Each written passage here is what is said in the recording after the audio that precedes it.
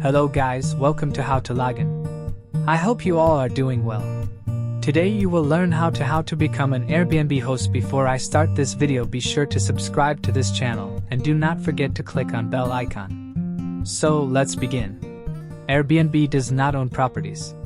It acts as an intermediary between those who want to rent out space and those who are looking for space to rent. Creating an account on Airbnb is free, and it is relatively simple. To do so, you enter your name, email address, birthday, and a password. Airbnb also asks that you agree to treat everyone equally, regardless of race, religion, sex, or other factors. Once you agree, your account is active. You also have the option to sign up through Facebook or Google. To become an Airbnb host, all you need to do is sign up on Airbnb.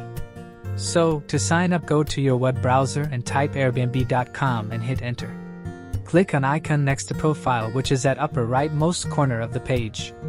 Now click on sign up. Enter your phone number and click on continue button.